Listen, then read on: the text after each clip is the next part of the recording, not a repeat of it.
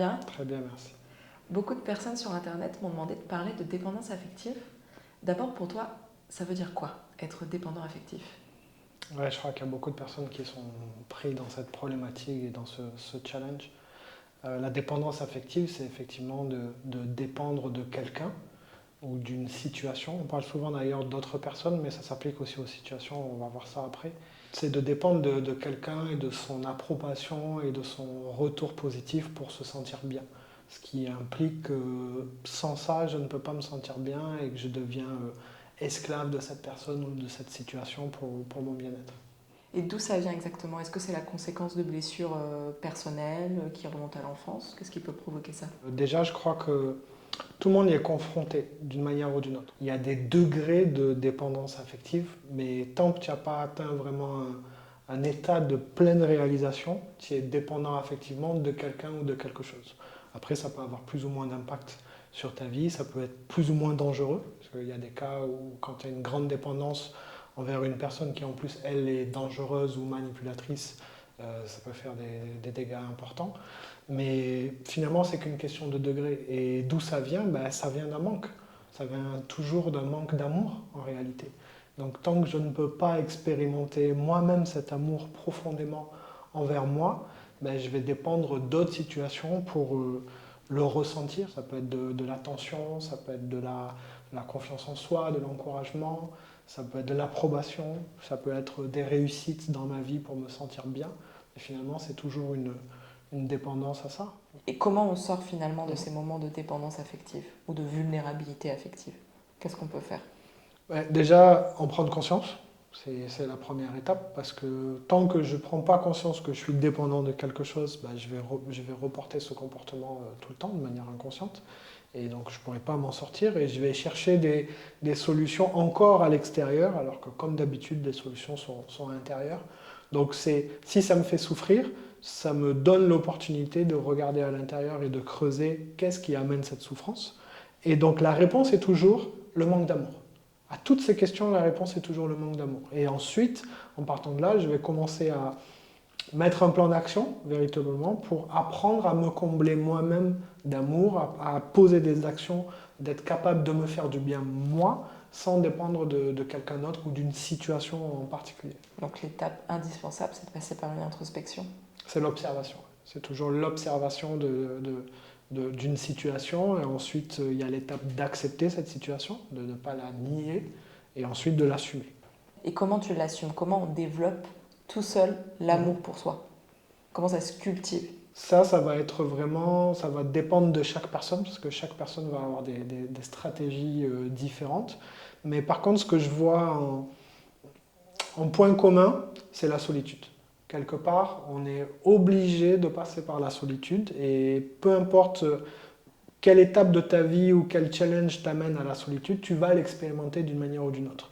D'ailleurs, même les gens qui essayent de combler cet amour par être toujours entourés, avoir toujours de la présence autour d'eux et avoir une vie remplie, sont très déstabilisés quand ils se rendent compte que malgré ça, ils se sentent encore profondément seuls et ils expérimentent la solitude. Donc en réalité, si tu es en mesure toi-même de, dans un premier temps, te l'infliger, et je mets des guillemets parce que ça paraît comme une souffrance dans un premier temps, mais en réalité c'est une libération après.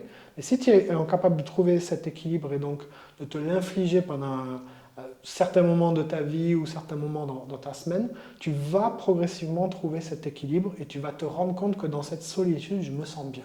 Mais comment tu fais face à cette solitude? Parce qu'il y a des personnalités plus introverties, Mhm. quand ils sont en vulnérabilité affective, ça va être très facile pour eux de s'isoler. Mhm. Et d'autres qui ont besoin des autres, là, ils vont se Mhm. dire effectivement, j'ai du mal à être seul.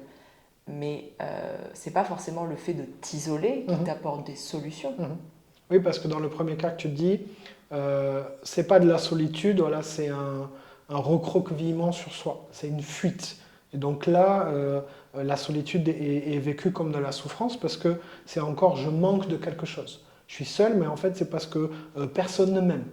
Donc tu es déjà dans une posture en fait défensive et dans une posture de manque. Quand je parle de la solitude, c'est être capable de s'accorder du temps et des actions où toi tu es seul face à toi alors que tu pourrais faire d'autres choses, alors que tu pourrais être avec d'autres personnes ou quoi, et que de manière saine, tu t'accordes ce temps à toi pour pouvoir t'y plonger. C'est pour ça que d'ailleurs beaucoup de personnes recommandent la méditation, qui est une forme d'introspection, que je ne recommande pas d'ailleurs pour des débutants, parce que c'est très violent.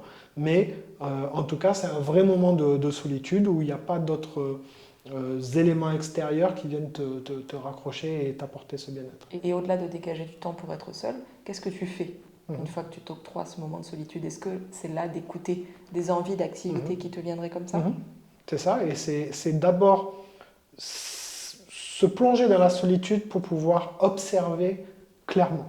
Parce que si tu regardes bien aussi, plus tu es dépendant affectivement d'autres choses et plus tu es entouré, moins tu vas pouvoir t'écouter toi parce que tu es extrêmement influencé par ton entourage, ce qu'on va te dire et où on veut te pousser. Et donc tu peux arriver à cette espèce de brouhaha qui fait que tu ne sais même pas ce que toi tu veux.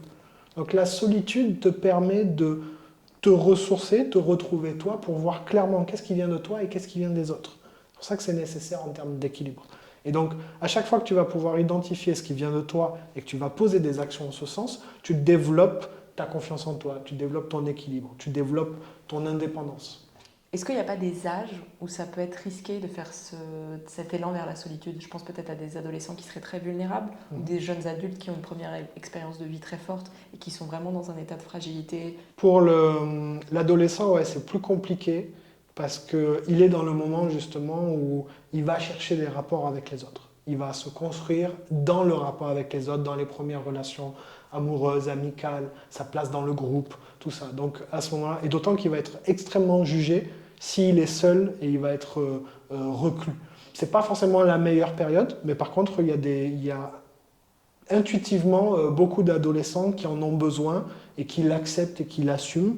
Et paradoxalement, j'observe qu'ils atteignent un stade de maturité beaucoup plus précoce que ceux qui restent toujours en équipe et qui ont des rapports sociaux très intenses quand ils sont ados. Je vois plein de profils aujourd'hui, par exemple, d'hommes de 40 ans qui, quand on creuse leur parcours en étant ados, ils sont très matures aujourd'hui et ils sont, en termes de développement, peut-être en avance sur les gars qui étaient les plus admirés au lycée, qui avaient le plus de... qui, eux, se retrouvent après confrontés à de la solitude ou de la déception plus tard.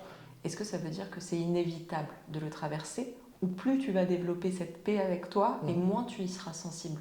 Dans un premier temps, c'est inévitable de l'expérimenter. Comme je t'ai dit, vraiment, c'est un degré d'expérience pour chacun.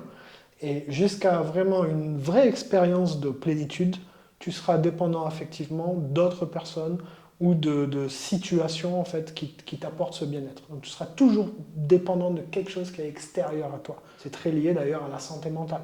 Lorsqu'on parle de santé mentale, on rattache les deux notions, mais pour moi, c'est exactement la même chose. Tout le monde est malade, tout le monde n'a pas une santé mentale saine tant qu'il n'a pas eu vraiment cette expérience de plénitude. Ouais, mais j'ai l'impression justement que la solitude est grandement sous-estimée dans nos sociétés. Clairement. Surtout avec cette espèce de glorification du couple ou l'importance que doit prendre l'amour dans notre vie, que ce soit avec notre famille, nos amis ou notre partenaire. C'est glorifié, en réalité, c'est vu par la société comme une forme de réussite, d'être entouré de beaucoup de personnes, d'avoir beaucoup d'échanges, ce qui est vrai dans le sens où on a besoin d'interagir, on est des êtres humains, on a besoin de vivre des expériences communes, ça fait partie de notre expérience du bonheur, mais ça ne doit pas être aux dépens de la solitude. Et quelque part aussi, c'est ça qu'on voit très souvent, c'est que tu ne peux pas apporter encore une fois à l'autre ce que tu n'as pas toi-même. Donc quelque part, si tu ne sais pas être heureux seul, tu ne vas pas pouvoir être heureux avec les autres. Tu seras dépendant des autres, mais tu ne seras pas heureux avec les autres. Et qu'est-ce que tu réponds à quelqu'un qui a compris ce processus, mais vraiment aujourd'hui, de faire une démarche d'être totalement seul, même un soir, c'est l'angoisse? D'y rester. D'y rester. Dans un premier temps, malheureusement, dans ce cas-là, cette personne a été poussée, elle n'a pas d'autre choix, elle va le vivre comme une extrême souffrance. C'est pour ça, déjà, avant d'arriver à ça, il faut que ce soit un choix conscient de passer des moments seuls. Maintenant, si elle n'a pas d'autre choix, c'est-à-dire tout le monde l'a quittée et qu'elle se retrouve sans la personne qui lui a apporté ce bonheur-là, ben, évidemment, elle va passer par la souffrance. Il y a pas de... Et c'est pour ça que je te disais tout à l'heure aussi, on va tous y passer. Donc, à un moment donné, c'est une Soit expérience tu le aussi. subis, soit tu le choisis. Exactement. Mais ça arrivera. Et à quelle dose, et ça viendra. Donc plus tu l'as évité pendant longtemps, plus tu vas avoir un retour de bâton qui va être très violent. Parce qu'on te tournera le dos, parce que c'est comme ça, ce sont les rapports humains. Donc à ce moment-là, la personne, elle aura encore une opportunité, même si c'est douloureux, et même si sur le moment, elle ne le verra pas, parce qu'il y aura beaucoup de souffrance, mais paradoxalement, c'est le moment où elle sera la plus proche de se retrouver elle. Donc ça sera une porte d'entrée à une vraie introspection, et donc du coup, pour plus tard, une vraie libération de ses dépendances et un vrai équilibre intérieur. Mais j'entends bien que sur le moment, elle ne l'entendra pas comme ça, et qu'elle le refutera, et que ça sera beaucoup de souffrance. Ok, c'est bien clair, je te remercie. Merci à toi.